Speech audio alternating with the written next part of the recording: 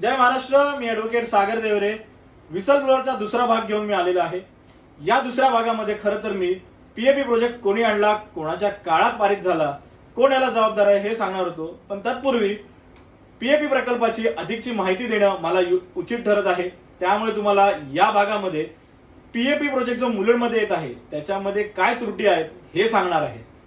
मुलुंड पूर्वमध्ये मराठा मंडळाच्या शेजारी जो पीएपी प्रकल्प येत आहे त्यामध्ये 7,439 घरं आहेत.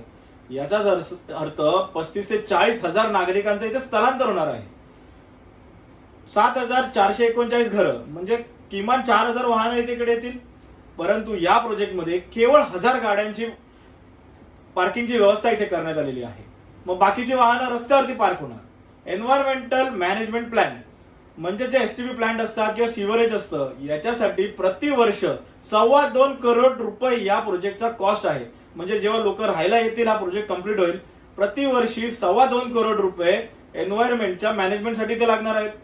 खरं तुम्ही सांगा, इथे जे राहायला लोक येणार आहेत त्यांना 2.25 करोड वर्षाला परवडणार आहे का?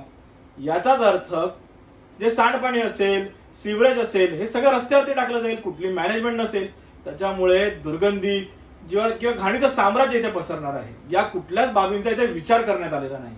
त्याचबरोबर 10,000 स्क्वेअर मीटरचा जो वरचे प्लॉट असतात त्या प्लॉटला 25% आरजी एरिया ठेवावा लागतो. आता आरजी एरिया म्हणजे काय? तर मोकळ्या जागा. या मोकळ्या जागा ही केवळ त्या प्रोजेक्टच्या लोकांसाठी नसतात, तर आजूबाजूच्या परिसरातील नागरिकांसाठी असतात.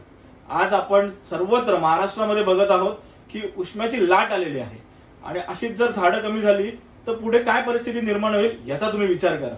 या प्रोजेक्टमध्ये जो 38,000 स्क्वेअर मीटरच्या भूखंडावरती पसरलेला आहे याच्यावरती 25% म्हणजे 12,500 स्क्वेअर मीटरचा मोकळी जागा ठेवणं बंधनकारक असताना केवळ 2,200 स्क्वेअर मीटरची जागा ठेवण्यात आलेली आहे. याचाच अर्थ पर्यावरणाचा सुद्धा इथे ह्रास होत आहे. परंतु या कुठल्याच बाबींचा इथे विचार करण्यात आलेला नाही. या प्रोजेक्टमध्ये जो 38,000 स्क्वेअर मीटरच्या भूखंडावरती आहे 3,99,000 स्क्वेअर मीटरचं बांधकाम इकडे होत आहे.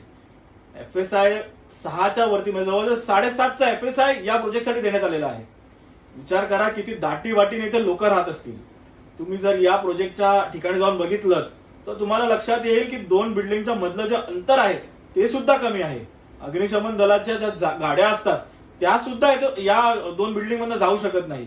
उद्या दुर्दैवाने जर कुठली दुर्घटना घडली तर त्याला कोण जबाबदार असेल हे प्रशासनानेच ठरवावं.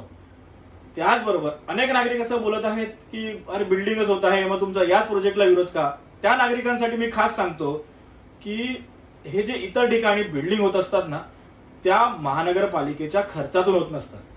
पीएपी प्रोजेक्ट जो 4,000 करोड रुपयाचा आहे तो मुंबई महानगरपालिकेच्या पैशातून म्हणजे तुम्हा आम्हा सर्वांच्या कराच्या स्वरूपातून जो आपण पैसा जमा करतो त्यातून निर्माण होत आहे.